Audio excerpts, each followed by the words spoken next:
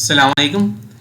ये वीडियो जो है ये उन लोगों के लिए है जो कि कंफ्यूज होते हैं कि भाई हम लोगों को इनकम टैक्स रिटर्न फाइल करने की ज़रूरत है या नहीं, और कानून इस बारे में क्या कहता है, लॉ इस बारे में क्या कहता है। तो हम लोग आज जो इस वीडियो में कवर करेंगे वो होगा कि पाकिस्तान में किन किन लोगों को इनकम टैक्स रिटर्न फाइल करने की ज़रूरत है और किन किन लोगों को ज़रूरत नहीं है, और कैसे फाइल करना है, और डेडलाइन इसकी क्या है।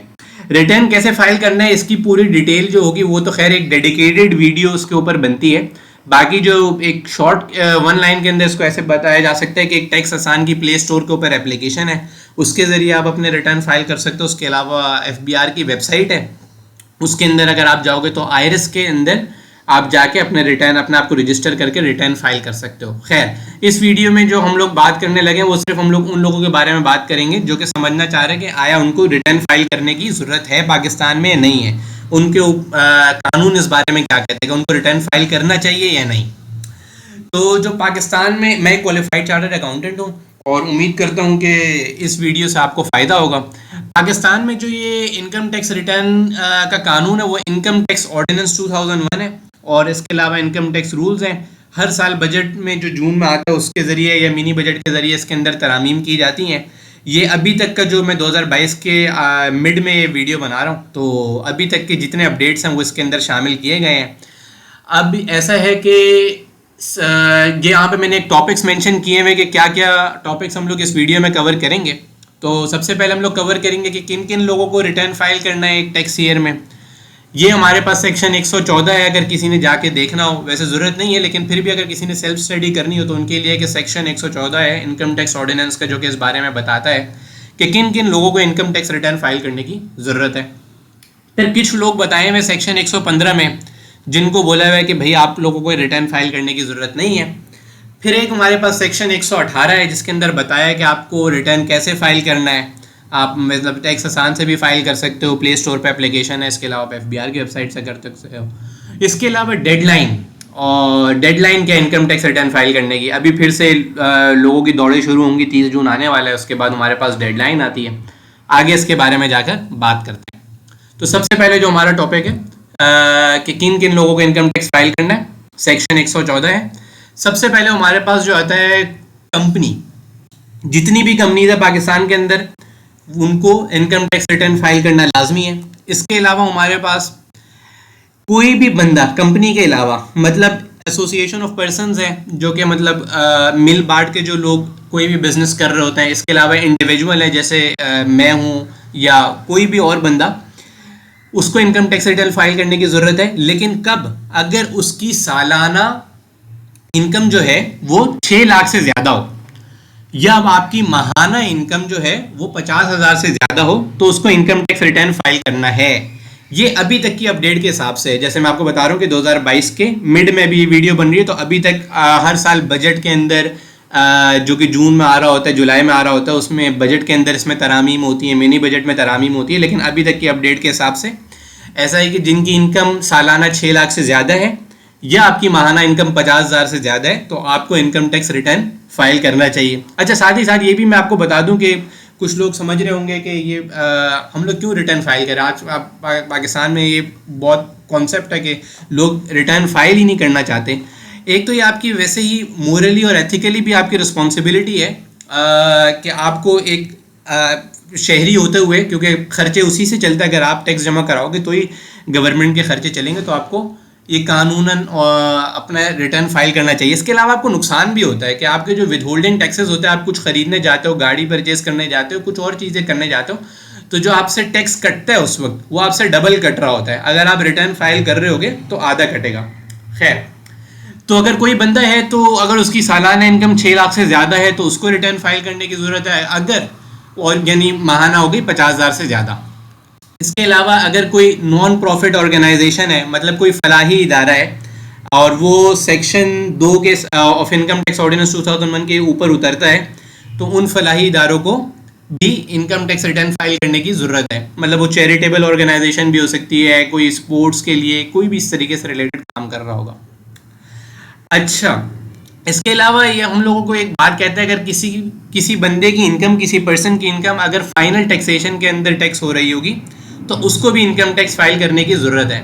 अब ये फाइनल टैक्सेशन से क्या मुराद है, ये 5-6 इनकम्स हैं, अगर उसके अंदर आपकी इनकम आ रही हो तो उनको भी रिटर्न फाइल करने की ज़रूरत है। उनमें जैसे अगर आपके डिविडेंड के ऊपर टैक्स कट रहा होता है तो उसको रिटर्न फाइल करने की ज़रूरत है। अगर किसी का कोई उसने सुकूक में इन्वेस्टमेंट करी हुई है उसके ऊपर टैक्स कटता है, उस बंदे को भी इनकम टैक्स रिटर्न फाइल करने की ज़रूरत है। इसी तरीके से अगर आप जो नॉन रेजिडेंट बंदा है, मतलब जो नॉन रेजिडेंट आसान अल्फाज में जो कि पाकिस्तान से बाहर रह रहा होता है, अगर मतलब 183 डेज और मोर या इस तरीके से जो पाकिस्तान से बाहर हैं उनको इनकम टैक्स रिटर्न फाइल करने की ज़रूरत है, लेकिन सिर्फ तब अगर वो पाकिस्तान से रॉयल्टी कमा रहे हैं, ऑफशोर डिजिटल सर्विसेज या टेक्निकल सर्विसेज कमा रहे हैं। इसके अलावा शिपिंग और एयर ट्रांसपोर्ट इनकम एक नॉन रेजिडेंट बंदे की, उसको भी इनकम टैक्स रिटर्न फाइल करने की ज़रूरत है। और एक रेजिडेंट पर्सन जो पाकिस्तान, मतलब रेजिडेंट पर्सन की एक डेफिनेशन है स्पेसिफिक कि एक तो ये होता है कि वो पाकिस्तान में ही रह रहा होता है और दूसरा ये होता है कि वो पाकिस्तान में पूरे साल में अगर वो 183 डेज और मोर है तो वो रेजिडेंट पर्सन कहलाता है। उसकी शिपिंग इनकम के ऊपर हमारे पास उसको भी मतलब इनकम टैक्स रिटर्न फाइल करने की जरूरत है। ये मैंने साथ में सेक्शन रेफरेंसेस दिए हैं। सेक्शन 5 है इनकम टैक्स ऑर्डिनेंस 2001 का, 5AA है, 6 है, 7 है, 7 है। खैर, इसमें जो सबसे इम्पोर्टेंट बात थी आम आदमी के लिए वो ये थी कि अगर उसकी किसी बंदे की माहाना सैलरी जो है वो 50,000 से ज़्यादा है या सालाना 6 लाख से ज़्यादा है तो उसको इनकम टैक्स रिटर्न फाइल करना पड़ेगा। इसी तरीके से जो प्रॉफिट ऑन डेट है, मतलब सूद है, अगर उस पर किसी को मिल रही है तो उसका मतलब है वो फाइनल टैक्सेशन में टैक्स हो रही होगी और उसको भी इनकम टैक्स रिटर्न फाइल करना पड़ेगा। अच्छा जी, इसके अलावा अगर कोई बंदा है जो कि अभी तक ऊपर वाले जो मैंने भी आप लोगों को बताए उनमें अभी तक नहीं आया तो उनके ऊपर टैक्स फाइल करने की रिटर्न की रिक्वायरमेंट कब होगी? अगर कोई बंदा है जो पिछले 2 सालों में अगर उसको उसके ऊपर टैक्स उसने रिटर्न फाइल किया है, उसके ऊपर टैक्स बना है तो उसको फिर तीसरे साल भी टैक्स फाइल करना पड़ेगा। फिर इसके अलावा अगर किसी के पास मतलब कोई अगर ये उन लोगों के लिए जो बिजनेस में हो, मतलब कोई बिजनेस कर रहा है तो उसका लॉस हुआ है, तो अगर वो लॉस हुआ है तो वो अपना लॉस क्लेम करने के लिए, अपना टैक्स कम करने के लिए उसको रिटर्न फाइल करना लाजमी है। इसी तरीके से अगर किसी के पास एक प्रॉपर्टी है 500 स्क्वायर यार्ड्स और मोर, मतलब 500 तकरीबन 500 गज ही है, ये 500 गज या उसके ज़्यादा, उसके अलावा कोई प्रॉपर्टी है या कोई फ्लैट है, सही है, तो इस्लामाबाद में हो, कंटोनमेंट एरिया में हो, इस तरीके से, तो उसके पास उसको भी रिटर्न फाइल करना पड़ेगा।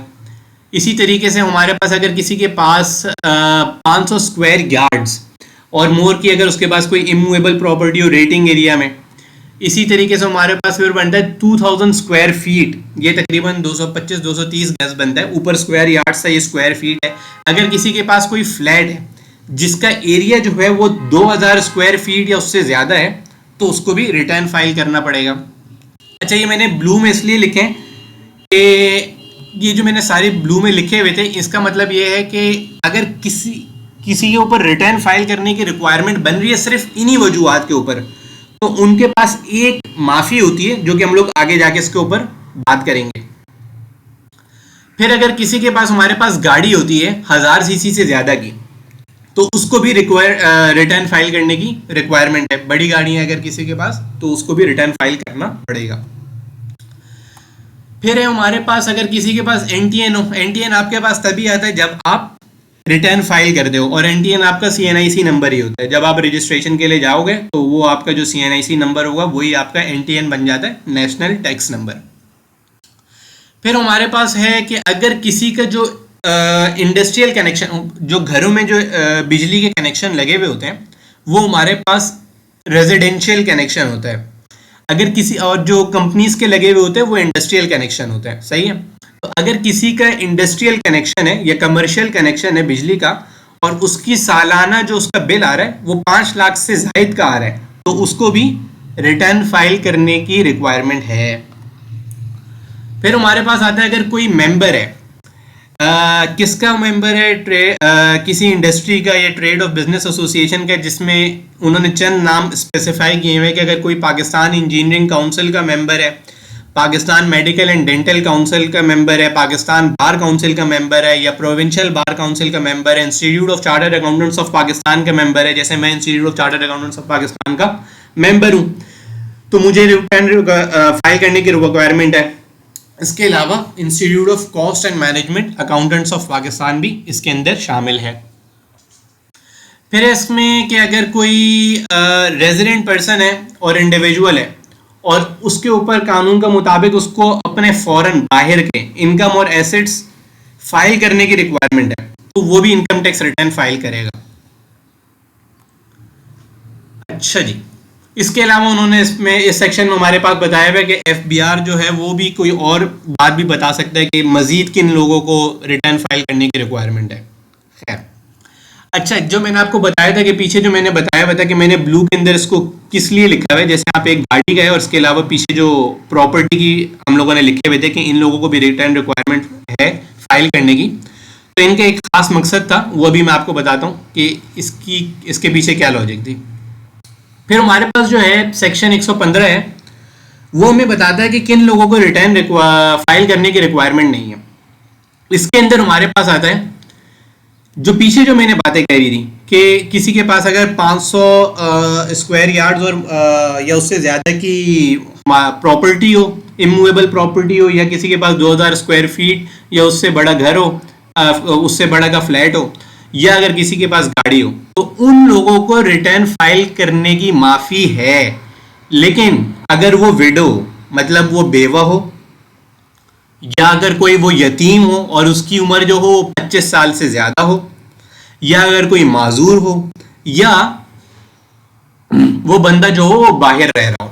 सही है। अब ये मैं आपको दोबारा आसान अल्फाज में बता देता हूँ।